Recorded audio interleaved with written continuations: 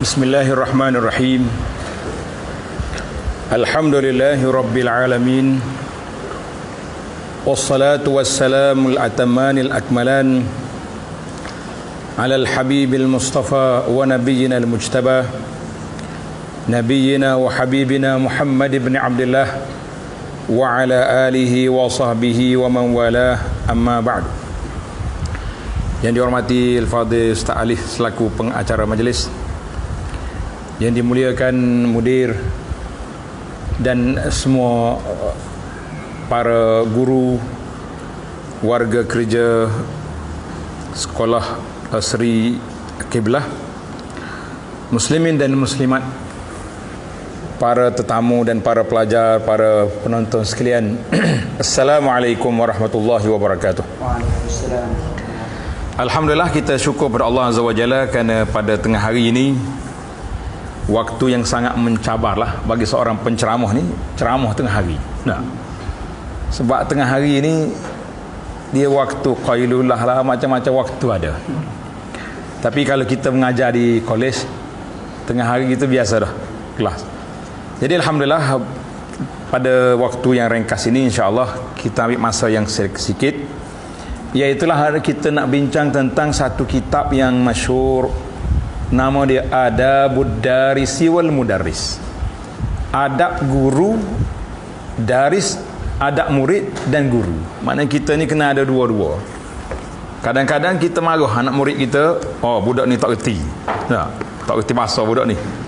Yang kita bimbangnya, budak tak reti bahasa, mana sabar dengan budak, tapi takut dia tak reti bahasa juga.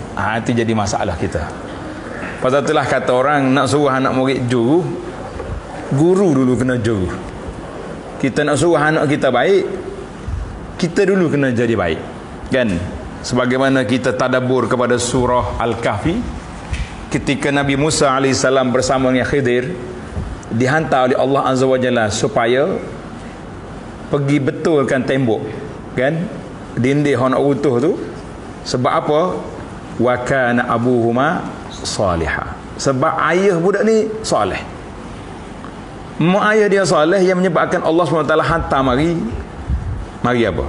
Mari Nabi. Ada setengah ulama kata dua-dua tu Nabi. Musa tu confirm, dan Nabinya Khidir pun Nabi juga.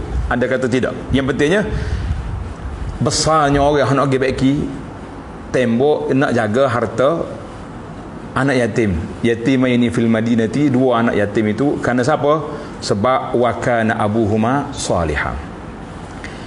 Begitulah dalam kehidupan kita ini, kita sebagai guru, maka utama dan terutama sekali kita kena muhasabah.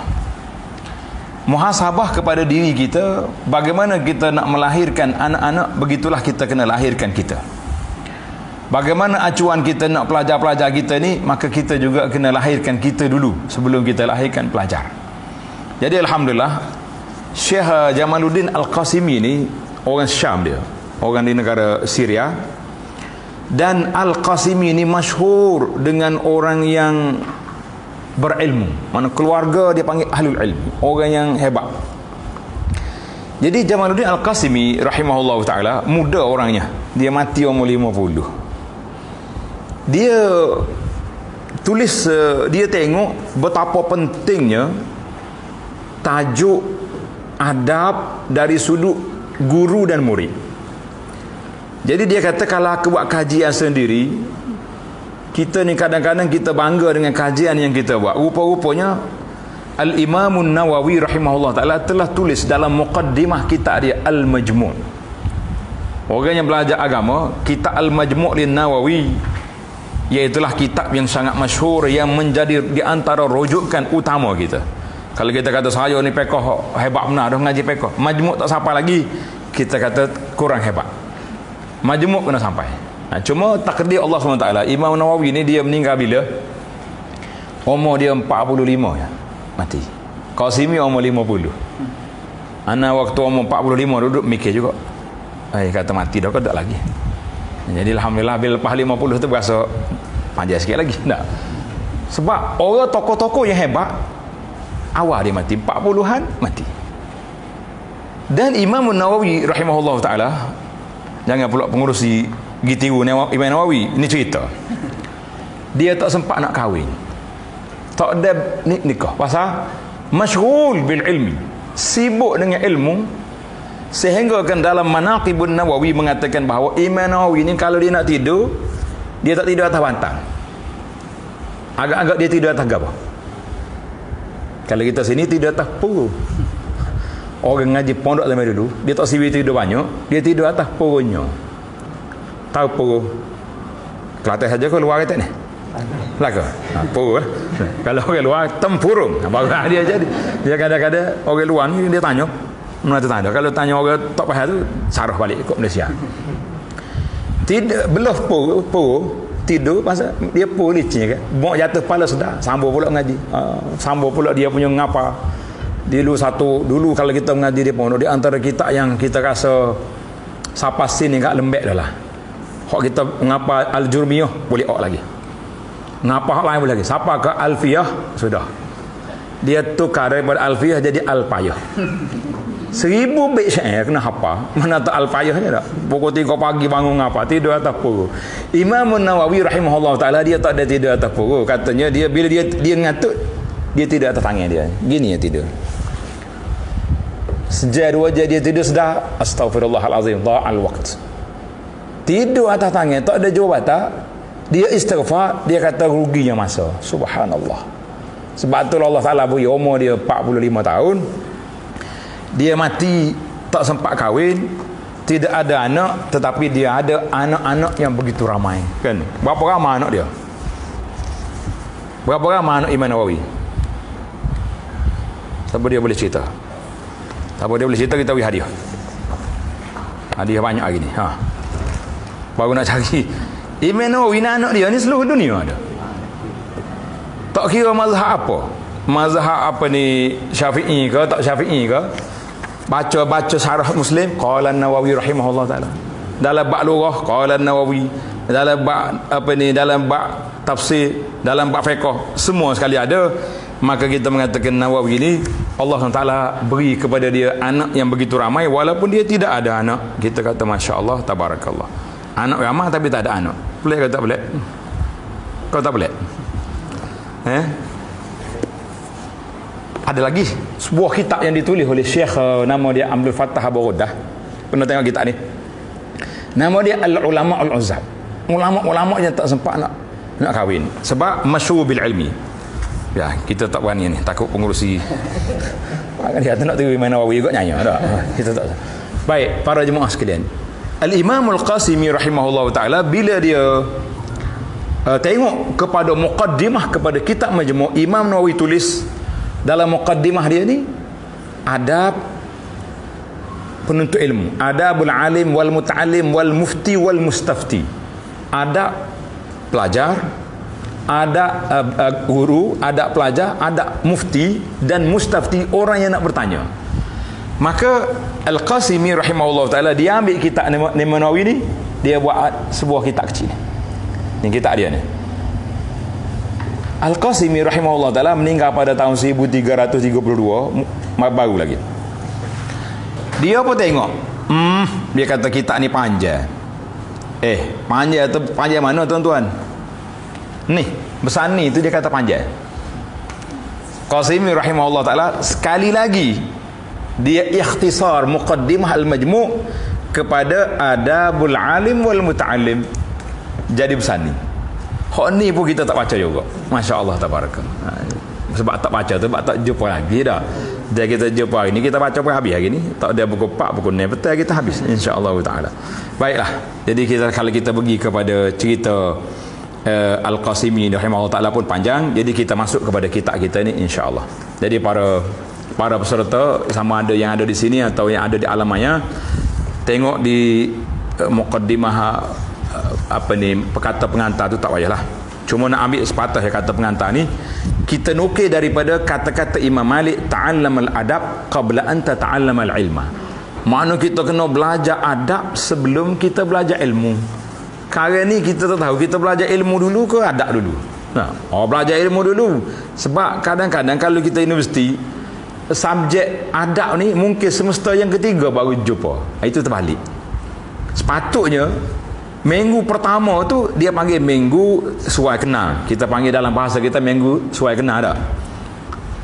Dalam minggu itulah minggu dia panggil minggu al-adab wal akhlak. Minggu kita nak gilakkan adab-adab dan akhlak kepada pelajar-pelajar kita supaya dia tahu apakah peraturan di sekolah kita. Dan ini semua ni guru-guru. Kamu kena kenal guru. Jadi kita beza di antara menghormati guru dengan mensucikan guru. Itu lain. Pasal ihtiramul muallim, menghormati guru itu dituntut. Yang salahnya apabila mentakdiskan, mensucikan guru itu tak boleh. Kenapa buat lagu ni? Ini tuan guru kita buat.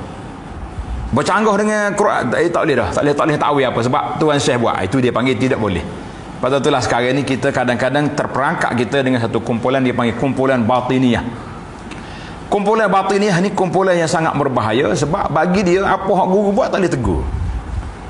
Sehingga masyhur daripada kata-kata murid dengan guru seperti mayat dengan tukang mandi. Faham ke tidak dia punya istilah? Murid dengan guru seperti mayat dengan juru mandi. Lagu mana? Lagu mana mayat dengan tukang mandi? Ikut je kan mandi, nak balik pun boleh, nak pusing boleh, nak masuk air dalam hidung pun boleh tak? Tidak kata mata marah dia. Lemah aku. Ada tak? Tak ada. Masya Allah, tabarakallah. Jadi kita tidak sampai peringkat itu. Kita pun kena ada adab dengan pelajar-pelajar. Pasal tu kata di para ulama, kita belajar adab sebelum kita belajar ilmu. Kadang-kadang adab tu cukup dengan kita tengok orang. Baru ni anda jumpa seorang pendakwah kita daripada negara lain waktu ada perjumpaan dakwah di pendakwah Nusantara. Seorang ni masuk Islam, dia kata, "Kaif ta'rifun, mu tahu ke tak kenapa aku masuk Islam?" Kita kata nak dengar. Dia kata aku masuk Islam ni sebab aku jumpa dengan Syekh Arab. Tok Arab ni pergi negeri dia buat daurah. Daurah kepada inilah pelajar-pelajar, ustaz-ustaz kita ni daurah bahasa Arab. Tiba-tiba kawan dia ajak dia pergi jumpa. Bila dia pergi jumpa dengan Syekh ni, Syekh tu dia pun bagi tahu, "Syekh, dia ni bukan Islam. Tapi aku bawa dia nak suruh kenal dengan tuan Syekh." Masya-Allah. Tok Syekh tu sendiri pergi ambil watama, ambil air jamu dia. Sehingga dia tengok masya-Allah khuluq, dia kata akhlak Tok Syekh ni pelik. Padahal aku bukan Islam, aku non-Muslim. Kerana tu belum lagi belajar ilmu, belum lagi belajar hadis, belum lagi belajar Quran. Terus dia tertarik untuk masuk Islam. Kita kata Masya Allah, al-adab qabla al-ilm. Adab akhlak sebelum ilmu, ianya sehingga orang tertarik tengok kita dengan sebab akhlak yang kita ada. Maka para guru dan para jemaah sekalian, kita pergi kepada kitab kita ni. Kalau panjang mukadimah kan tak sampai khatimah kata orang. Baik, kita pergi secara ringkas-ringkas. Tengok muka satu tu Bismillahirrahmanirrahim. Itu Qasimi kata kita pergi terus kepada adab muka surat 1. Dia ada dua ni. Kitab kita ni ada dua versi. Ada dua versi. Dia panggil versi yang pertama Arab. Ana minta dengan sahabat kita ni, penerbit kita ni, supaya letak yang Arab sekali dengan baris. Tujuan apa? Kita boleh jadikan buku kita ni sebagai muqarrar subjek mutalaah.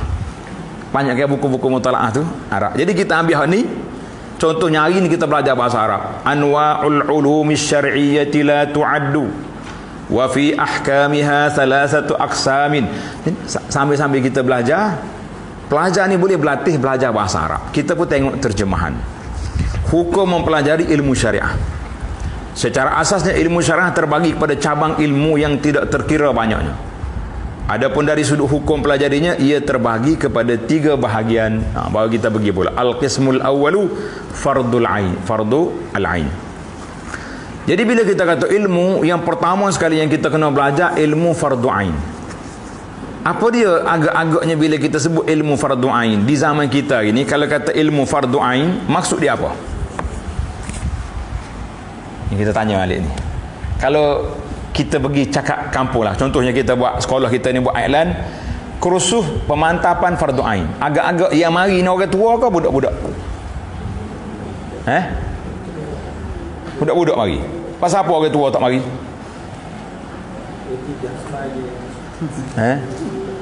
Inilah dia panggil suatu ilmu yang disalah ertikan. Sebab bila sebut fardu ain, dia nampak budak-budak. Sebab petang-petang dia sibuk. Bagaimana tu? Atas anak fardu ain di sekolah. Orang nak lorak tu, nak pergi ambil anak fardu ain. Mana dia, kita kena tahu fardu ain itu iaitulah fardu yang wajib setiap orang kena belajar. Ini kita kena letak di sini bahawa ilmu fardu ain itu ilmu yang setiap orang mesti dia kena tahu. Apa dia? Yang pertama sekali dari sudut ibadatnya dia kena tahu. Dari sudut akidah, yang pertama sekali ilmu fardu ain itu ilmu mengenali Allah, mengenal Rasul sallallahu alaihi wasallam, itu dia panggil ilmu fardu ain. Kalau kita tak kenal Allah, macam mana kita nak sembah Allah Taala? Mau sembah siapa? Allah. Siapa Allah tak tahu. Macam mana? Maka Allah Subhanahu Wa Taala itu dikenali dengan cara mana? Kita kena ingat. Allah Taala kita boleh kenal dengan 3 cara. Yang pertama sekali kita kena belajar nama-nama Allah. Dia panggil Asmaul Husna. Asmaul Husna, nama-nama Allah Azza wa Jalla. Sekarang ni jangan masuk perangkap. Ada satu kumpulan ni pula, semua kerja dia Asmaul Husna belaka. Dia panggil zikir aura. Aura apa ni? Ada yang pernah ikut? Takut ada lain orang-orang ajak pergi zikir Asmaul Husna, tak ada? Kerja dia Asmaul Husna saja. Tak payah baca Quran, tak payah baca sunat, Asmaul Husna. Cakap sikit ya Alim, ya Hafiz. Kalau nak makan ya Razak. Kita kata betul, tapi jangan salah guna. Yang kedua, kita kenal Allah Ta'ala melalui sifat al-ula, sifat-sifat Allah Ta'ala yang maha tinggi. Hari ini bila kita ajar kepada pelajar-pelajar kita sifat Allah Azza wa Jalla, bagaimana kita dengan sifat Allah. Maka di sini kata di para ulama, kita kena balik kepada hadis Ibnu Abbas. Kan hadis Ibnu Abbas yang masyhur, satu hari Nabi kita bawa Ibnu Abbas naik kenderaan. Nabi kata, ya ghulam inni muallimuka kalimatin. Anak, aku nak ajar kepada kamu beberapa kalimah. Ihfazillah yahfaz. Wa iza sta'anta fasta'in billah. Hadis Ibnu Abbas ini menjadi tonggak kepada pendidikan kita. Sebab macam mana kita nak kenal anak-anak kita ni kepada Allah Azza wa Jalla? 3 cara tadi. Nama Allah, sifat Allah Ta'ala. Kita jangan pula bila sifat Allah Ta'ala kita duduk main, duduk balah. Ada seorang syekh tu, orang anak murid dia kelahi tentang bila sebut tentang sifat Allah Ta'ala ni. Allah Ta'ala Ar-Rahman al-Arsy istawa. Dah. Allah Ta'ala Nuzulur Rahman 1/3 malam duduk kelahi.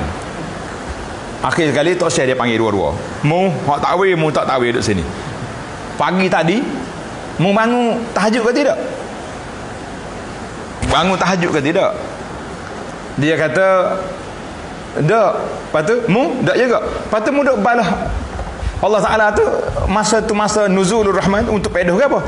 Dia kata jangan duduk balah bab tu. Yang penting sekarang ni bagi kita hari ni bukan berkelahi ada ke tidak ada. Yang kita kena tahunya apa dia? Yang kita kena tahunya bagaimana kita pada waktu yang sangat mustajab itu apa yang patut kita buat. Jadi kita kadang-kadang kita duduk kelahi, tidak ada samarah, tidak ada natijah, tidak ada kesan dalam jiwa kita apa yang kita dapat. Yang ketiga, kita kenal Allah Ta'ala, iaitulah melalui makhluqatillah. Kita kenal Allah Ta'ala melalui makhluk-makhluk Allah. Jadi kita perkenalkan kepada pelajar-pelajar kita, ni alam ni tak kala dia jadi gitu ya. Tak kala langit, matahari dengan bulan tak pernah aksiden, tak ada penjaga, tak ada pencipta, tak pernah rusak, tak pernah tukar spare part. Dah. Kereta kita 4 kali tukar setahun. Nama dia pun motorcar. Kalau orang tua dia panggil mau tukar. Asyik tukar semacam dah. Pertama tak tukar, lepas tukar tayar, tukar brake, ada je. Tapi Allah Ta'ala cipta ni cakrawala yang besar-besar tu tak pernah ditukar spare part. Maka itu kita kena ajar. Cuma di zaman kita gini, bagaimana nak mantapkan akidah anak-anak, iaitulah melalui ilmu sains yang kita ada. Ilmu sains dia panggil al-i'jazul ilmi. Dalam bahasa sekarang dia panggil i'jazul ilmi, iaitu kita ambil hadis-hadis yang sahih tentang maklumat-maklumat tentang sains, kita tunjuk kepada pelajar-pelajar kita. Dalam Quran Allah Ta'ala sebut hayawan-hayawan yang kecil dan yang besar. Di antara hak kecil, apa dia? Apa tu yang sebut paling kecil sekali? Ya? Suratul Namli. Semua. Lagi? Di awal surah Baqarah, Innallaha la yastahi. Sambung dengan apa Quran? Ba'udah. Apa dia ba'udah? Nyamuk. Dengan sebab seekor nyamuk, ada orang yang boleh masuk neraka.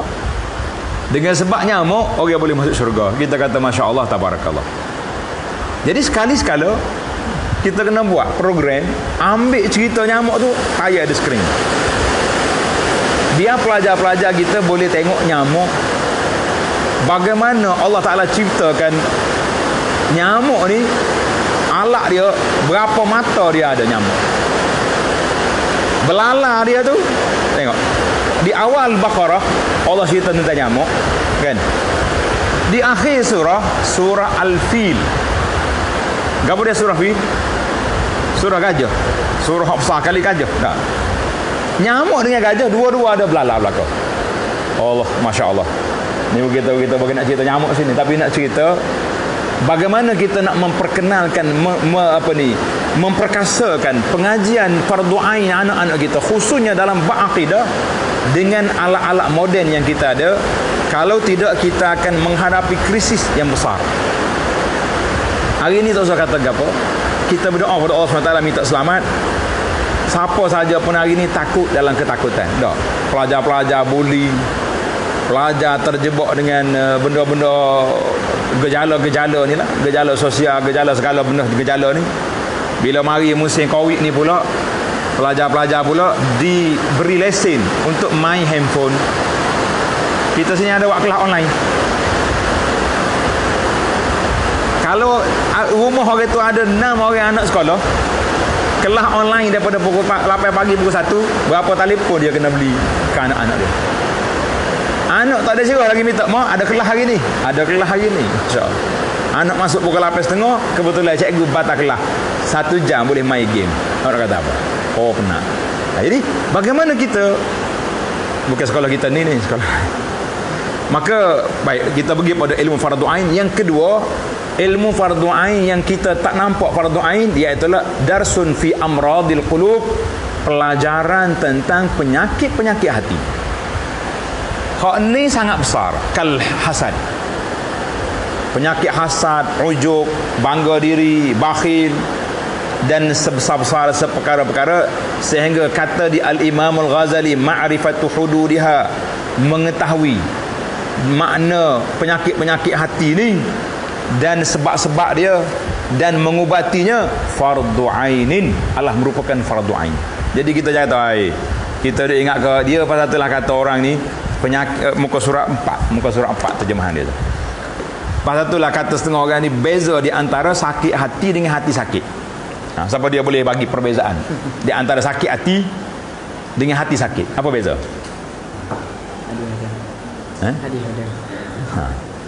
Siapa nak jawab ni? Kita bagi dua, A, B. Alik ni A, alik ni B. Apa beza di antara sakit hati dengan hati sakit?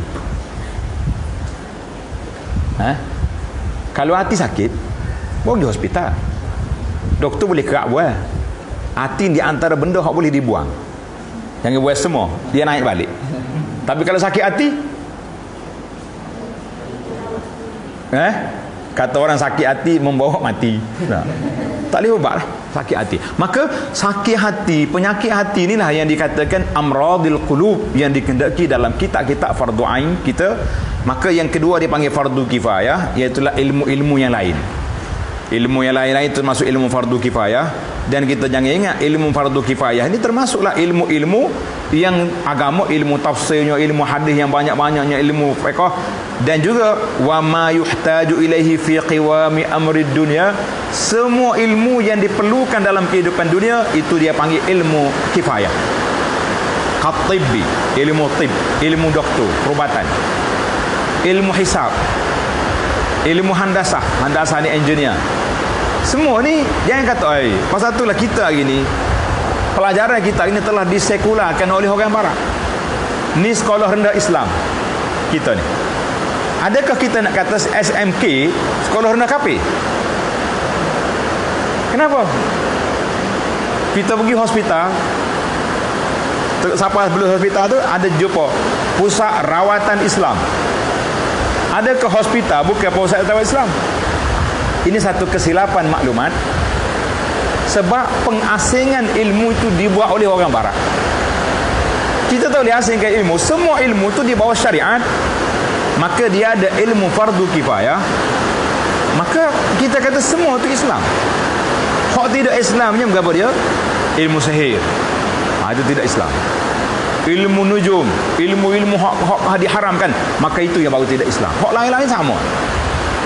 Pasal itulah bagi anak, kau sini ada juga tahun. Pasal jenis bom ada ke sini? Ada. Kalau ada tu saya kata mahu dia pun. Sepatutnya kita tulis dah pusat rawatan ruqyah. Jangan tulis pusat rawatan Islam seolah-olah hospital kita tu bukan Islam. Nyai ke doktor? Bahaku ni kerja hospital. Kita mengatakan bahawa itu pengasingan ilmu. Baiklah. Kemudian dia panggil ilmu yang ketiga, dia panggil ilmu an-nafli, dia panggil ilmu tahsini, iaitulah kita tawassu'. Maknanya kalau kita ada dalam kampung kita ni orang yang sudah pandai asas-asas ilmu faraid, ilmu-ilmu ini, maka tidak berdosa orang lain itu. Tetapi ilmu fardu ain itu setiap orang mesti mempelajari, setiap orang mesti tahu, maka itu dia panggil ilmu fardu ain. Jadi tiga-tiga ilmu ni tak boleh dipisahkan. Kalau kita pisah tiga ilmu ni, ilmu fardu ain dengan fardu kifayah dengan ilmu keduniaan, ilmu kita kata susah nak hidup. Sedangkan kita ini hidup atas dunia. Bila kita hidup atas dunia, maka dunia ini menjadi paksi tempat kita hidup, berbekal ke akhirat. Maka kita boleh buat di atas dunia ini sebagaimana Allah Ta'ala lantik kita. Inna ja'alnaka khalifatan. Allah Ta'ala nak jadi manusia ni khalifah. Kita ni khalifah Allah ke khalifah saja?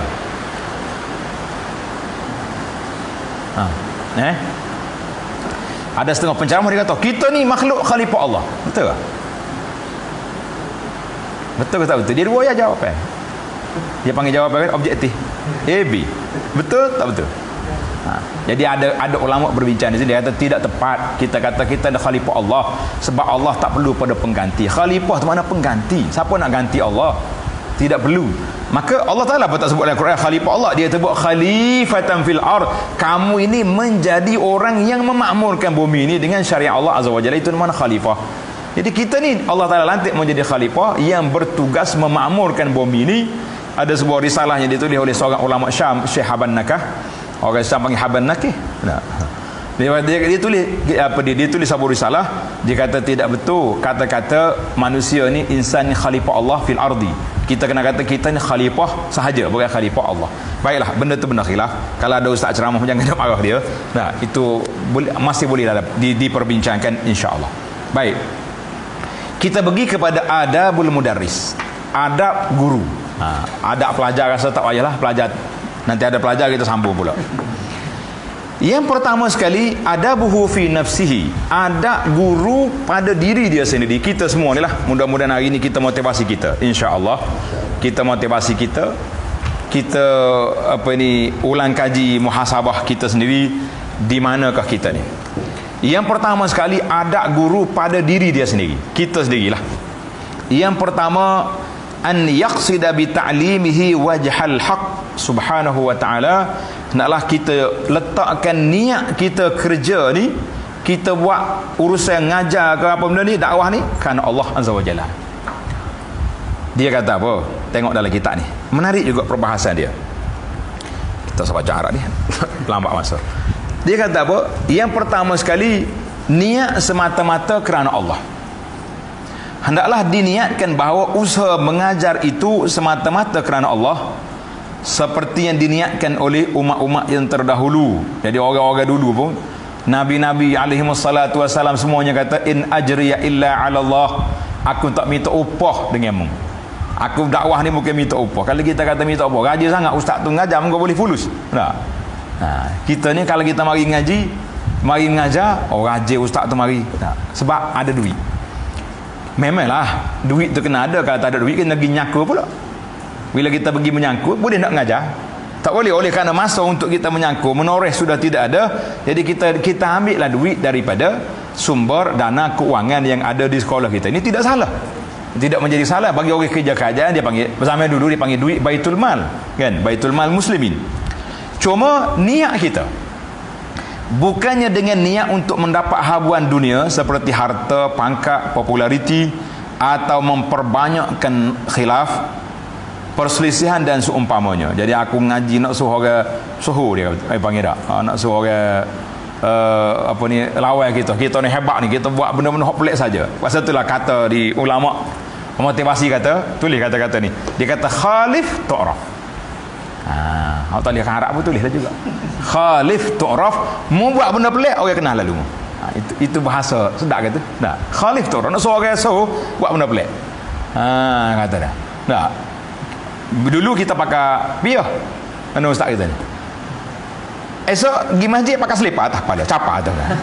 Bukan gambar tu. Oh, dia kata bisa dia tu. Lipat atas kepala dah.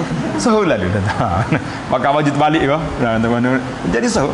Masa dia kata khalif tu orang. Membuat benda pelik, orang suhu lalu. Itulah lalu. Sampai-sampai lah ni pula, Allah kalau masuk dalam Facebook, juta selalu orang tengok. Oh, bisa dia ni. Dia kata apa dah. Mari baiklah. Kata Imam Syafi'i ni dia panggil ikon kepada tokoh yang sangat tawadhu. Dia kata apa? Ni. Aku bercita-cita berharap supaya mereka yang mempelajari ilmu ini tidak akan menisbahkannya kepadaku walaupun satu huruf. Ilmu aku ngajar ni tak soraya aku ajar. Tapi kita kena belajar pula adab berguru nanti. Adab kita dengan guru kita kena sebut. Kata di para ulama, ini tak ada sini, tulis.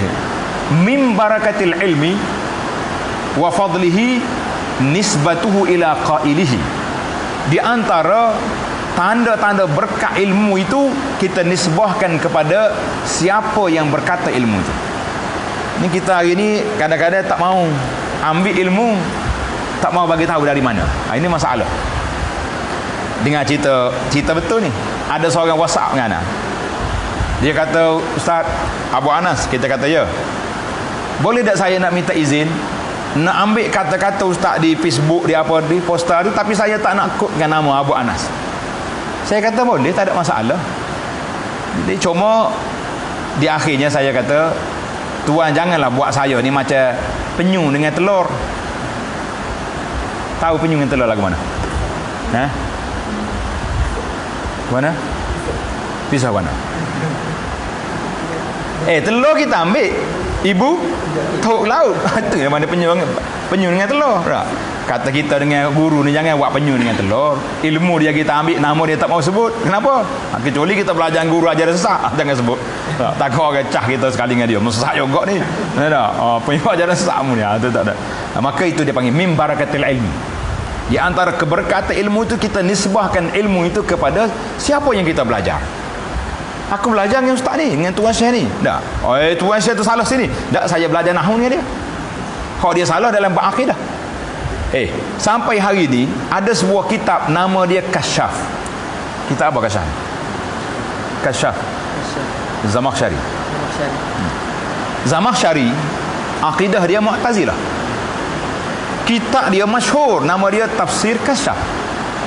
Boleh katakan majoriti ulama Ahlus Sunnah baca kitab dia. Adakah ulama Ahlus Sunnah sudah jadi Mu'tazili? La. Mereka baca kitab Kasyaf dari sudut perbahasan, dari sudut bahasa, dari sudut tahlil maudhu'i, menarik. Dalam akidah, semua ulama Ahlus Sunnah akan condemn kesilapan yang dibuat oleh Zamakhsyari. Itu tidak menjadi masalah. Awak tegur tok guru lah, awak derhaka lah, itu ajaran sesak saja yang tak boleh kita beritahu kesilapan guru yang dibuat. Maka itu salah. Baik para jemaah sekalian, maknanya Imam Syafi'i tawaduk dia kata kalau boleh lah, atau ni sebuahlah kata-kata aku tu. Biarlah kita Syafi'i tu kata orang walaupun jadi seperti penyu dengan telur, tapi kita tak nafikan ilmu Imam Syafi'i semua orang ambil. Cuma zaman kita, tempat kita ni jadi satu benda yang pelik sedikit. Kalau belajar kitab Imam Syafi'i sendiri, dia kata pelik. Kita mazhab Syafi'i, tapi kitab Imam Syafi'i tidak mau dibaca. Kitab Al-Um, berapa orang yang baca kitab Al-Um sini? Dia kata, ustaz jangan tanya, kami ni belum tengok pun lagi kitab. Dah. Ada tu. Bukan semualah orang yang tak mengaji aliran agama, dia mengaji kod sains, dia tak tengok kitab. Kalau tengok kitab apa tak tahu ke apa? Baik tak usah tengok, kan nyusah diri kata orang tak. Kitab ni cantik. Dia kata besar kitab Ada kitab Ar-Risalah. Imam Syafi'i ada sebuah kitab kecil besar ni. Nama dia Ar-Risalah li Syafi'i. Kitab tentang, orang panggil dia lah wadih, kitab usul al-fiqh. Dalam kitab ada Ar-Risalah, Imam Syafi'i telah tulis sebuah kitab yang begitu menarik. Kita kata Masya Allah, Tabarakallah, hebatnya Imam Syafi'i. Tapi kita tak baca ilmu dia, kita pergi ambil huraian yang lain. Biarlah. Pakai sekat ni je kita ni. Berkata lagi Imam Syafi'i, bukanlah tujuanku ketika berdebat dengan seorang untuk mencari kemenangan, tetapi apabila aku berdebat dengan seorang, aku berharap agar dizahirkan kebenaran bagi pihak dia. Imam Syafi'i kata, aku nak orang tu zahirkan benar. Tapi siapa nak zahir? Imam Syafi'i ini berpegang dengan sunnah, berpegang dengan kitab. Dia sendiri itu dia panggil orang yang menggali Quran. Sehingga ada setengah ulama kata, kita duduk kelahi. Sehinggalah datang Imam Syafi'i mendamaikan di antara para ulama hadis dan ulama fiqh dengan ilmu kepakaran pada Imam Syafi'i rahimahullah taala. Baik. Habislah kita pergi kepada adab yang kedua. Mana yang pertama sekali kita kena letak niat kerana mata-mata kerana Allah Azza wa Jalla. Kadang-kadang ni ada setengah dalam perbincangan, dia kata ada orang tu dia asalnya dia niat nak pergi belajar, nak pergi kerja ni kerana nak cari duit. Kenapa awak minta kerja? Nak cari duit. Ngajar agama? Ya. Sebab apa? Nak nafkah. Nak bagi kepada ibu. Kalau sudah ada isteri, nak tangguh isteri, anak-anak. Dan maka para ulama kata, siapa dia masuk dalam medan agama ini, walaupun asalnya niat dia bercampur-campur di antara ikhlas dengan tak ikhlas, insya-Allah Allah Taala akan beri kepada dia dengan ikhlas, dengan sebab dia pergi semata-mata kerana Allah Azza wa Jalla. Walaupun niat kita campur. Dan tidak salah. Tapi kalau kita janib, kita lebihkan semata-mata kerana piti je, itu salah. Pasal itulah kita ni sekali-sekala bila kita pergi ngajar tempat orang, ada orang tak reti. Ustaz mari mana? Mari rumah lagi. Jauh mana berjalan? Tak jauh. Sejam setengah pergi, sejam setengah balik. Tak. Sudah mengajar, sudah kuliah, dia kata buka punggung kereta tu. Kita ingat nak pergi tu ya. Kunyi kau takar panjang dah. Wah, hati boleh sepunggu. Bayar sebutir RM50. Rupa-rupanya bagi pisau satu ikat. Orang Kelantan kata seikat pisau berapa ringgit? Lebih kurang RM20. RM30 adalah kau. Ustaz tu mengembara 3 jam pergi balik kereta dia. Berapa minyak? Jadi ustaz kata tak apa, ujian. Bulan depan pergi lagi ngajar, pisau lagi. Dia kata berat ujian setahun ni. Kali yang ketiga pisau juga, dia kata dia pun beradab juga. Kalau kita hak kasar kata, aku bukannya monyet pakai pisau untuk pakai muka lain dah. Tapi dia tak kata, cuma kita nak buat hilang ngatu. Kita kata dah.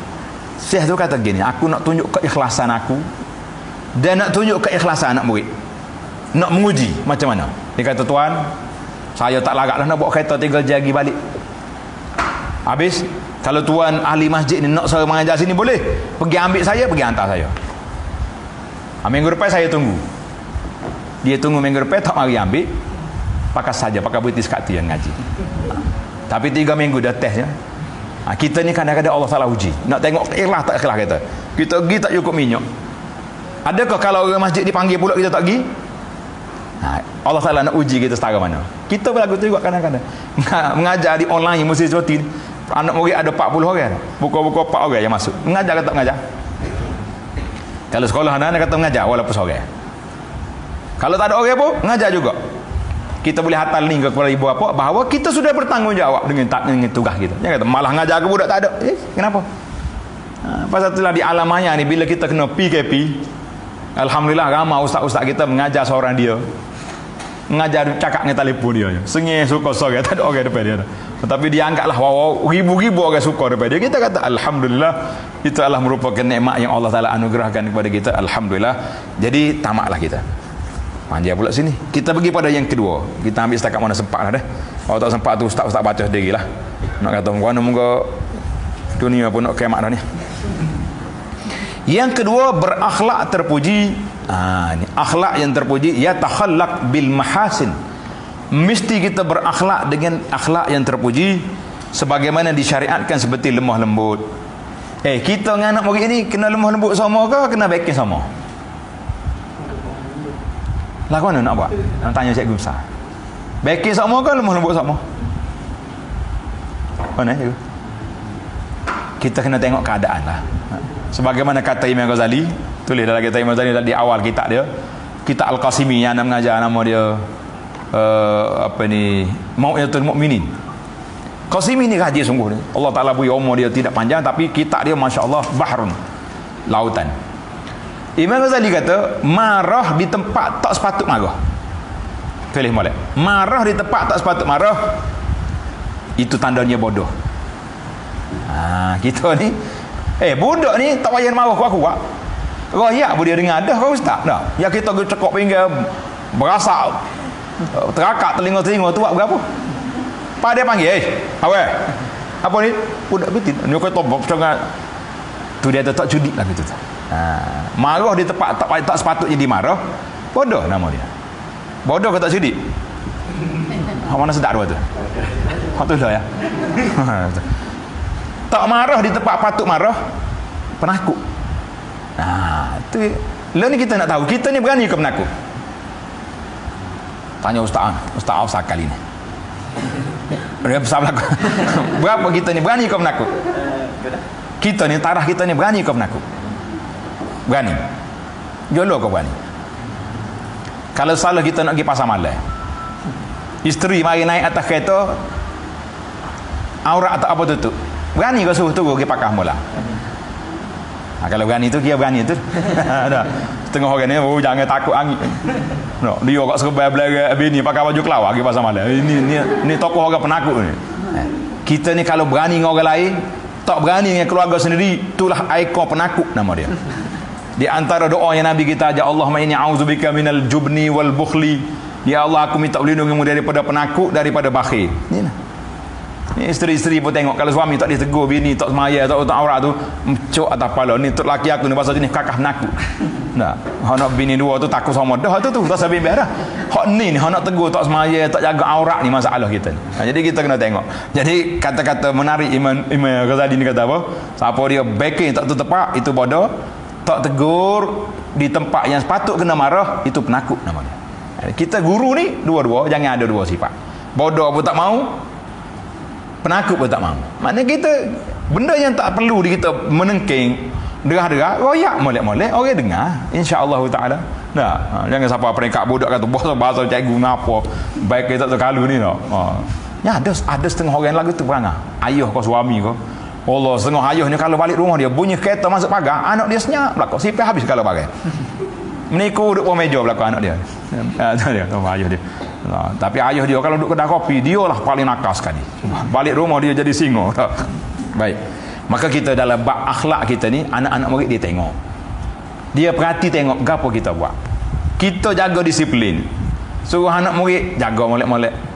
Tiba-tiba cikgu pula duduk belakang tandas di sakok. Agak-agak jadi ke lagu tu? Tak jadi. Anak murid duduk perhati tengok. Tengok. Pelajar-pelajar semua kena solat. Waktu orang bel, anak murid pergi masjid tak guru tubik. Tak guna jadi agak. Ini sensitif kisah ni. Ada setengah sekolah yang ustaz sebut tu. Kita tubik pergi ambil anak sekolah lain. Yang betulnya kalau ada uzur kena sebut. Baiklah. Tengok dalam kitab kita ni kata, di antara akhlak sebagaimana yang disyariatkan seperti lemah lembut, bersabar, dermawan. Sekali-sekala kita kena tunjuk kita ni murah dengan anak-anak murid. Contohnya hari ni, mari banyak dah kita mengepek budak. Boleh dah esok kita masuk kelas bawa coklat, bawa biskut. Murid-murid semua hari ni kita alhamdulillah syukur Allah bagi biskut. Terdilik kita mengepek kemarin. Kalau tidak hari ni mari sambung pula. Aku tak puas hati hok mari. Ni bodoh nama lah. Cikgu apa lagi duduk balas dengan budak siapa nak sambung lagi edisi yang kedua, dia panggil episod yang kedua pula sambung. Ni apa cikgu lagi ni dah. Kita cukup. Semalam pada. Hari ni kita panggil cerita lain. Jadi kena baca. Pemurah bermuka manis kena senyum sama. Tapi tanya nak marah senyum juga nyemai budak. Jadi apa dia tu dah. Dia panggil cikgu pondel lah gitu. Pasal tu ni tak reti nak marah. Salah juga. Jadi kita kena tengok. Pasal itulah kita nak latih guru disiplin. Jangan beri hak beki-beki. Orang mau kena napa. Kena beri hak pandai buat kira dengan orang. Setengah orang ni tak sekolah. Dia Kau mana bagi kali? Cikgu bagi kali. Kita tok dia bagi disiplin, Pak. Dia nak kena napa lah budaknya. Orang ni backing ni kadang-kadang dia panggil benda kejadian. Sifat dia dah backing. Tak boleh kata apa dah. Cuma boleh diubah. Kan? Tidak ada sifat manusia ni tak ubah. Pasal itulah kata ulama akhlak ataupun ulama tasawuf, dia kata akhlak kita ni kasbiyun am wahbiyun. Wahbi, ubah bagi mati. Jangan wahbiyun lagi cerita makna lain pula tu. Oh, penat pula kita nak jawab. Kasbiyun, usaha sendiri, atau wahbi maknanya anugerah Allah Ta'ala. Ulama kata dua-dua. Ada orang yang memang anugerah Allah Ta'ala bagi dia, sifat dia tak bercakap, sehingga kalau pergi rumah dia jaro jatuh bunyi, mana senyapnya dua orang tu. Tapi anak duk perhati tengok, Allah Ta'ala ni maha kaya. Kalau bini tak bercakap, dia biar lelaki bercakap banyak. Kalau bini suami bercakap banyak, dia bini senyap. Kalau nyom belawai dua-dua tu, oh tak pasal radio lah, kita nya pakai nak body bercakap. Jadi benar juga lah kita. Pasal tu lah maha kaya Tuhan ni, dia beri apa ni pasangan yang kita tu sesuai. Ya, orang nak pelaga orang apa kena tengok dia ni kacak banyak ni cari hak senyap. Baru jadi. Oh we dua-dua juga benar. Dah. Akhir kali rumah telefon. Aku nak royak mu nak dengar. Dia nak balas sama dia dah. Jadi kita kata, mana akhlak kita ni ada yang bersifat semula jadi dan ada yang bersifat kasbiyun, mana usaha. Berapa ramai orang dulu baik marah tak tu kalau panah barang kata orang, alhamdulillah dengan usaha dia, dengan doa dia kepada Allah Azza wa Jalla, dengan dia pun mengekan diri, wal kaziminal ghaiz wal afina 'anil nas, orang yang menahan diri bila nak marah. Tak? Nabi sebut nak marah tu bila? As-sabru 'inda as-sadmatil ula. Orang yang sabar itu ketika dia boleh tahan marah ketika nak marah. Ni kita ni kadang-kadang waktu nak marah tu kita marah je. Lepas tu dah. Tak ada setengah orang tu dia nak marah orang, maki ham habis. Bahasa gila celaka, sudah-sudah tu dia urut dah. Alhamdulillah mujul aku sabar. Orang hok dengar terkejut, sabar. Memaki aku langit tujuh pas bom patak bumi dan naik, sabar. Kalau lagi tu sifat orang sabar, semua atas dunia sabar lah. Betul? Maka Nabi kata as-sabru inda sadmatil ula. Sabar itu ketika mula-mula nak marah. Ketika kita boleh diam, astagfirullah atubu ilaih, tu orang sabar nama dia. Kalau meletup dah patut kata muja aku sabar, tak sabar dah tu. Sabar juga sikit, tak terbaik kerusi dengan selipar dah. Nabi mulut tak habis dah tu. Kita kata jangan. Maka ini di antara kita yang perlu sangat-sangat penampilan guru tu. Tengok dia kata penampilan akhlak yang terpuji ni selain daripada kita tu jangan duk serebeh sangat. Kita hari ni dia panggil, kalau orang mesti dia panggil darwish ni. Tahu darwish ni orang pakai baju serebeh. Pak kita ini siapa dia lah yang buat buku pilihan, nama-nama pilihan darwish, habis pakai nama darwish. Tahu mana darwish ke apa? Ustaz darwish? Jangan. Kalau orang Arab kata darwish ni orang hok serebeh tu, orang hok jenis tarah tok oli tok mandi baju tu darwish dia panggil. Jangan buat nama darwish ni. Jadi kita ni guru-guru jangan jadi darwish gini kak. Nah, biar penampilan tu biar kemah kita mari. Kalau ada uniform sekolah tu uniform molek-molek. Ni kok mari kok pakai baju talah warna dah. Ataupun pakai baju hok pelik-pelik, gambar-gambar tulis saya tengkorak dah. Apa benda kita hidup? Hok apa ni rok apa nama ni? Hak rok tu apa dia? Nama jadi kenapa kita nak pakai juga? Jadi penampilan pun jumpa pasal malam tengok, oh ustaz rok dia benar dia. Kalau ada orang mari jual, pak kita tanya, "Nak jual apa?" Jual roti bakar, soseh, boleh jual. Kalau kata jual hot dog, amat terbit lalu. Pun akhlak budak makan benda karut ni macam hot dog. Ini macam-macam. Lo ni pula ada kawan kita duk jual daging harimau menangis. Nama dia daging harimau. Saya kita pun tanya dia, mana boleh makan daging harimau? Siapa kata halal? Oh dia kata nama tak boleh. Itu mengelirukan. Nanti lama-lama orang dengar daging harimau halal. Bahaya. Jadi kita pahlawan kita. Ini masalah adab, masalah akhlak. Penampilan kita kena jaga betul-betul supaya kita tidak terjebak dengan benda-benda pelajar kita dia tengok apa guru buat. Pasal itulah kita bila kita di antara kempen yang saya ajar kepada pelajar kita ni, jaga solat sunat. Kita nak ajar pelajar kita ni sebelum qabliyah ba'diyah kita ajar. Guru-guru yang ada sekali kita dulu mai sunat. Semua pelajar bangun mai sunat. Ajar. Membalik rumah kempen mak ayah pula. Sebab itulah dia sudut amali. Kita nak tengok biar ada perubahan pelajar-pelajar ni, dia balik tak sama dengan dia tak mari mengaji pak kita kan. Baik. Kita pergi pada yang ketiga, berwaspada dengan penyakit hati. Ni masalah. Penyakit hati sama-sama guru ni dia panggil akran. Ini penyakit zaman dulu. Sehingga setengah ulama hadis kata tajrihul akran, kritikan kawan-kawan sama dia tu tak boleh pakai. Contohnya ustaz ni kata ke ustaz tu tak boleh pakai. Dua-dua tak boleh pakai belakang. Sebab memang kawan-kawan ni dia ada unsur munafasah, unsur nak berlawan. Itu jangan tadi. Jadi kita kalau orang mari repot-repot, jangan mudah nak terima lah. Nah, dia ni royak gini, sabar. Aku siasat tu. Yang betul ke tidak? Kita ni kadang-kadang suka sangat orang yang pertama repot, hak tu hak jadi.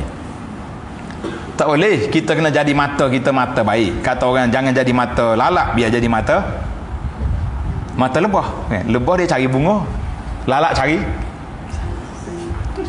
hak busuk. Lalak tu mata lalak. Allah kalau hak busuk kat gah lalu dia. Nak jumpa bunga tak irah. Tapi lebah masya-Allah tabarakallah, dia tak pergi, dia pergi kecuali di tempat yang baik-baik. Jadi alhamdulillah. Jadi kita kata sama-sama kita guru-guru jangan ada sifat hasad, jangan ada sifat dengki, dan jangan rasa kita yang pandai atas dunia ni, orang lain pandai lagi. Bila kita tadabbur kepada surah Al-Kahfi, kenapa Allah Taala tegur Nabi Musa AS? Nabi Musa tak salah pun. Orang mari tanya Musa, siapa dia orang paling alim atas dunia ni zaman kita ni? Musa kata aku. Betul dah mengaku dia nabi. Kan? Terima wahyu daripada Allah Taala, tapi Tuhan tegur juga. Wa fawqa kulli dzi ilmin alim. Atas orang pandai ada lagi orang pandai. Jadi kita tak sorok main. Hal yang keempat ni penting. Mengelakkan diri daripada salah sangka. Apabila dirinya dalam sesuatu situasi yang dibolehkan untuknya mengambil rukhsah, mana ambil kelonggaran, hukum yang longgar, namun dia risau akan timbulnya salah faham, makalah dia memberitahu situasi sebenar kepada sahabatnya atau orang yang melihatnya. Contohlah saya sendirilah, tunjuk contoh, ustaz lainnya marah demo, tak ada masalah. Baik, anak duduk ngajar, banyak kita pergi daurah tahsin solat, sempurna solat yang sempurna, kita ajar orang ceramah begini-begini. Waktu nak solat saya akan sebut, tuan-tuan, waktu tahiyat duduk antara dua sujud jangan ikut saya, sebab saya sudah menghadapi masalah sakit lutut. Jadi orang tahu lah, kalau tidak, kali duduk lagu tu sebab ustaz tewe yang gitu tu betul tu. Hak sunnah dia ajak tak? Kita kata kita silap situ. Sebab kita tak nak buat. Mana kalau ada yang mencurigakan, kita kena beritahu. Contohnya kita berjalan dengan orang perempuan. Tiba-tiba ada orang tengok jeli, pak ambil gambar. Panggil lalu dia. Adik aku ni. Semak sepok, tengok kat nalai B sama. Delete lah gambar tu. Menerima benda-benda yang boleh menerima curiga, kita kena maklumkan. Kenapa dia tu duduk dua orang guru dengan ustaz dengan ustazah, cikgu dengan cikgu dalam bilik ni? Kenapa? Lama tu dua tu. Bukan ke menimbul syak wasangka? Kita kena betul balik. Minta maaf lah dah. Komputer dia rusak, aku tu lebih kiri ke apa benda-benda. Yang betulnya menghilangkan kecurigaan. Tapi kalau 3 kali komputer rusak, kita kena bawah lah. Cerita lain pula tu, yang kita pun orang lain pun tak boleh nak terima juga benda yang banyak-banyak kali sangat keuzuran tu je. Uzur akhir-akhir tak uzur lah, jawab dia gitu. Sebab pernah Nabi kita SAW berjalan dengan isteri dia, tiba-tiba ada sahabat lalu ke depan. Nabi kata, ala rislikuma, perlahan, innaha Safiyah. Safiyah ni bini aku. Sahabat terkejut, dia kata, ya Rasulullah, tak okey lah kami nak tuduh. Nabi kata, inna syaitana yajri min ibni Adam majrad dam. Syaitan ni lalu kok laluan darah dari tubuh kita ni. Dia boleh rusakkan hati kamu. Jadi kalau benda-benda yang boleh menimbulkan masalah, kita kena beritahu. Contohnya depan pelajar kita ada kes, kita salah pergi marah orang tak tahu kalau dak merah muka-muka, pelajar tengok, lagu ni perangai ustaz aku, cikgu aku ni rupanya baik yang tak tahu kalau dak, maki-maki orang. Kita kena panggil budak, hok dengar dua orang tu tak ceramah semua, jangan pergi habis ambil mikrofon speaker nak betul kerja kita lah. Kita kata maaf lah dua orang itu, sebab orang itu tadi skema nak tipu aku, jadi aku kena marah dia supaya dia, jadi biar ada sebab yang boleh diterima oleh masyarakat, supaya tidak menjadi satu budaya orang tengok ataupun orang suuzan, salah sangka kepada kita. Baiklah, itu adab kita sebagai diri kita sendiri. Yang pertama sekali kita kena letak ikhlas kita kepada Allah Azza wa Jalla. Kemudian kita pergi kepada adab yang kedua terhadap ilmunya ketika mengajar. Ini kita ambil secara ringkas-ringkas. Yang pertama sekali, hendaklah dia yastankif minat ta'alluq la yazalu mujtahidan fil istighal bil ilmi, sentiasalah dia kena bergelumang dengan ilmu, kena belajar lagi. Yang kata saya guru dah buat ngaji buat apa? La. Ana tengok guru-guru yang hebat-hebat, sama ada di Malaysia ataupun di tanah Arab. Tok guru kita kalau nak ngajar dia mutalaah. Ni ada anak jumpa seorang adalah tarah orang panggil ustaz lah dia tu. Bila dia tengok ustaz lain nak mengajar murajaah, dia perli. Oh, tak alim lagi setara tu. Nak mengajar murajaah nadi. Dia rasa dia tu alim sangat. Patut kita dengar dia mengajar mengaru. Pasal tidak ada murajaah. Satu, mana kita kena sentiasa murajaah, khususnya kalau kita kena mengajar dalam subjek-subjek yang kita tak pernah belajar, elok kita murajaah. Kita kena mengajar bab hadis. Anda duk perhati tengok kadang-kadang benda-benda yang simple je, hadis-hadis yang selalu orang sebut dah, utlubul ilma walau bisin, belajarlah tutuplah ilmu walau negeri Cina. Kalau ada orang tegur kita dalam bab hadis ni, kita boleh belajar. Jangan kata orang nak pakar sebut belaka, jangan.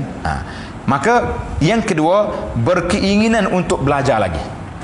Biar ada usaha. Saya habis dah diploma. Dah apa salah kalau kita sambung hujung-hujung minggu mengaji ambil ijazah pula. Apa belajar sidi-sidi tak ikhlas. Sedap juga ayat dia dah. Ana mula-mula balik dulu ni cerita pengalaman ni. Ada seorang ustaz ni tak tahulah apa-apa. Kita pun tak kenal mana dia, tak balas dengan dia, tak condemn pun dia. Dia pergi mengajar di masjid, tempat kita mengajar juga situ. Nyo komen, Allah Allah ni kau ada PhD kau berasa pandai. Berasa macam-macam nyo sarah. Jadi hari apa mari tanya ustaz, ada masalah ke apa ustaz dengan dia tu? Berapa minggu dah dia duk sebut ke PhD entah ni. Kita pun tak ada. Minggu depan kita pergi. Nah ni bukan suka jawab hal kan, tapi nak cerita kau kapul lah, takut penipal lah. Kata tuan-tuan, kita ni dekat dengan stesen kereta api. Kereta api ni kalau barat dia penuh, bunyi kuat ke tak kuat? Kekeh-kekeh gitu ya, bunyi ray dia kereta api. Tak. Pasal tu orang kata kerja paling berat kali atas dunia ni kerja pun tak ada kereta api. Betul tak? Kereta api hok bagai dia penuh, gerobak dia penuh tak bunyi kuat. Tapi kereta api kosong, Allah kokang bunyi dalam tu. Kita kata lagu itulah.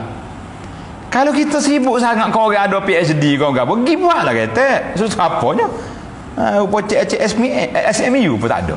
Baru jumpa benar. Lepas pada tu tak bunyi. Ini dia kata manusia ni jangan. Kita tak usah nak belajar bukan kerana nak komen kan. Tapi kita belajar kerana nak meningkatkan ilmu, nak menambahkan keilmuan, menambah ilmu kita tak salah. Lebih lagi kalau kita ada peluang belajar, alhamdulillah sekarang ni kita boleh belajar. Dia panggil dengan alamanya mari mazhab PKP ni banyak ilmu baru tiba. Betul lah nak kata Allah Taala tutup pintu, Allah Taala buka pintu. Yaftah bab wa yaghliqul bab. Sahabat-sahabat kita try buat ejen tak boleh nak try buat mana-mana, nyopak jual daging perak. Kaya raya juga buat dia tu. Dia kata baik tak ada try buat ejen tak serabut. Main dengan kambing ni senang daripada jaga orang. Betul juga ke dia tak? Jaga orang ni bukan main susah. Nyok komplain juga siang malam. Nasi tak sedap lah. Kata tu nak diri pandang tengok setara mana. Kita kadang-kadang naik orang juga ngemoh ni pun. Tapi jaga kambing dia sedap dia relax. Jual kambing perak. Maknanya Allah Taala buka pintu tu banyak. Pintu-pintu tu luas. Jadi kita dengan ilmu macam tu juga. Pasal itulah Imam Malik rahimahullah taala kata-kata masyhur, dia kata apa? Dia kata Allah Taala qasamal a'mal kama qasamal arzak.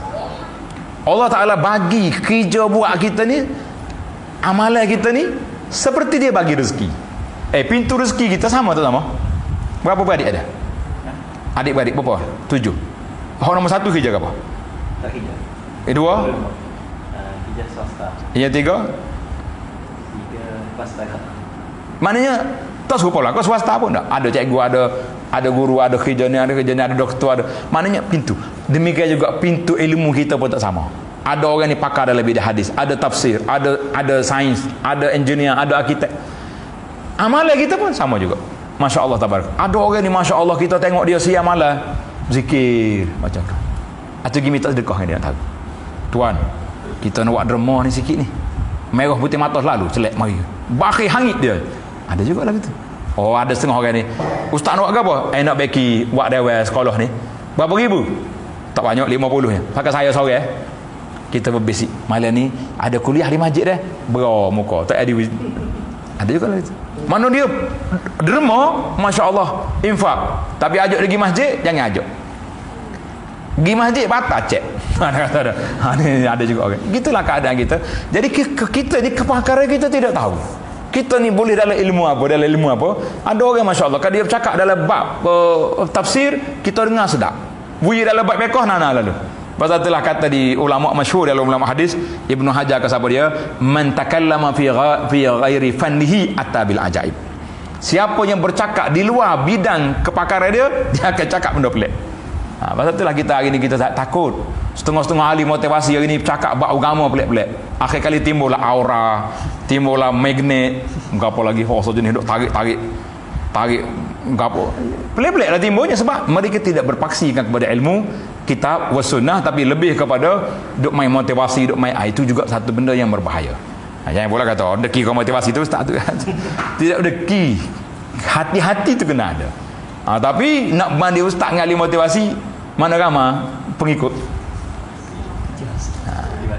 Sebab apa? Cara dia bercakap. Maka kita kena pergi belajar. Kita ustaz ni kita kena belajar. Dalam satu ceramah saya tajuk, ustaz nak buat ceramah tajuk ke boleh ni? Saya kata motivasi amal. Oh, dia kata ada kok motivasi. Wah, kita tulis kelebihan beramal, kata tak sih. Tukang dengan tabligh. Tabligh tak salah. Betul dah dia tu. Kita kata motivasi. Maka kita bercakap kelebihan belajar gini berapa kira aja. Lepas pada ceramah tu pengurusi mari jumpa, dia kata betul motivasi. Dia kadang-kadang kita kena tukar uslub. Oh, tazkirah biasa lah. Ustaz bukan tazkirah malam ni, motivasi. Dia naik rang sikit bila motivasi tu. Kalau sedap lagi suruh bayar. Tu jadi. Ana 2 kali seminar lagi. Seminar yang pertama berbayar. Full. Istilah orang ni full house. Penuh dewan. Gi kali yang kedua, penganjur kata tak apa saya bayar belaka. Tak saudara saya dewan, saya bayar nak suruh ramah lagi. Tak ramah. Rupanya orang kita ni tak boleh. Free tak jadi, dia suruh bayar baru jadi. Macam-macam. Bahawa kita ni. Yang ketiga, tidak malu bertanya. Manakala kita benda yang kita tak faham, tanya. Tak ada masalah. Apa peliknya kita tanya. Dah, Allah awak ni tak erti. Dia biasa guru-guru kita ni, dia semih kat sebutir dua. Mu tak faham lagi tajuk ni. Dia lah ustaz faham dah, cuma nak takkid lagi, nak pastikan tepat apa yang saya cakap ni. Akan sedap ke ayat tu dah. Nak pastikan lagi. Betul lah kalau gitu kak. Jadi itu dia panggil bahasa-bahasa ni kita kena jangan malu. Kalau ada ustaz seorang, ustaz ana dulu nama Sulaiman Al-Umair. Baru je jumpa dia di Madinah, ana tegur dia kejut.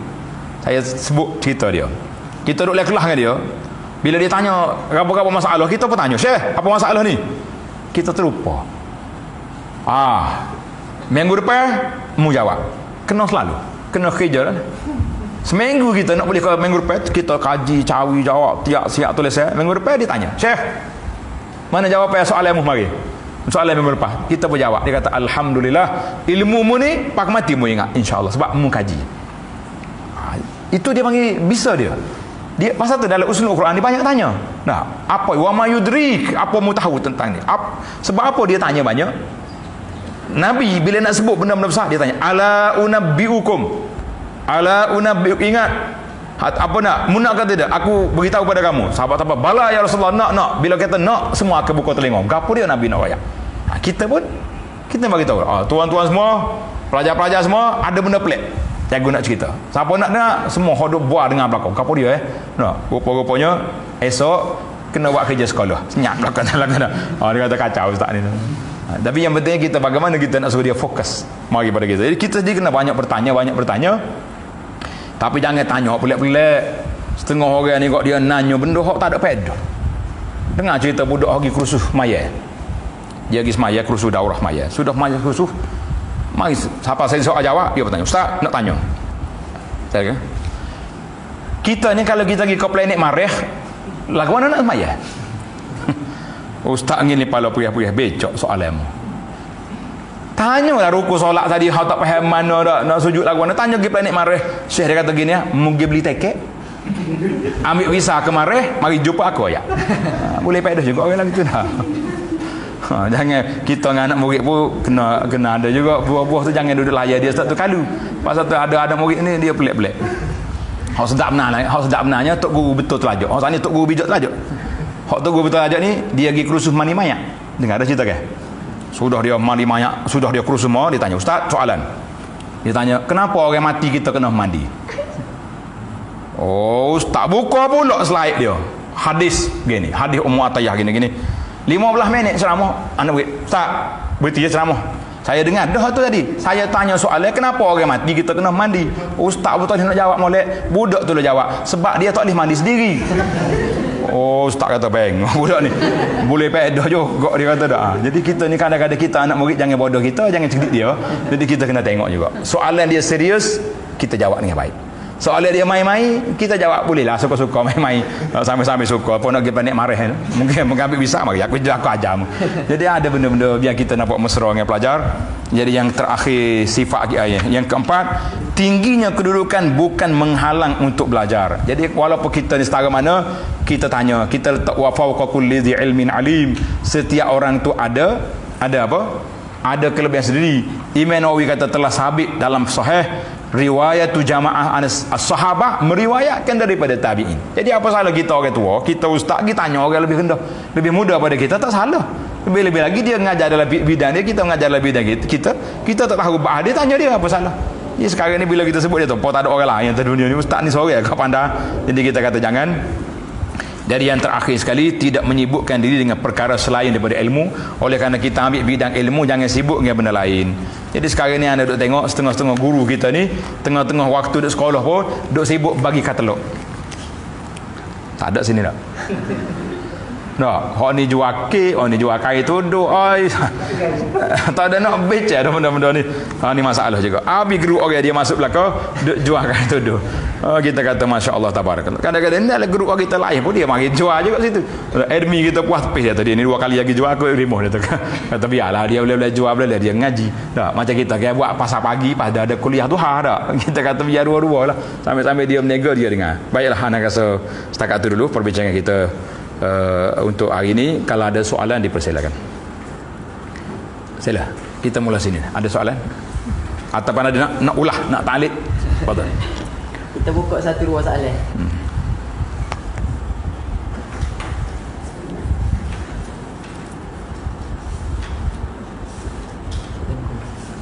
Tak ada dah.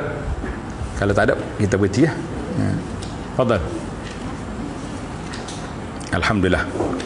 Ahli motivasi kata tak, dia kata kalau kita ngajar orang tak tanya tu 2 sebab. Sebab yang pertama dia faham belakang dah, tanya buat apa. Sebab yang kedua dia tak faham satu nak tanya. Jadi hak kita ni nombor 1 dah. Baiklah. Jadi ana berhenti setakat dulu. Subhanakallah walhamdulillah asyhadu an la ilaha illa anta astaghfiruka wa atubu ilaih. Wa sallallahu ala nabiyyina Muhammad wa ala alihi wa sahbihi ajma'in walhamdulillahi rabbil alamin.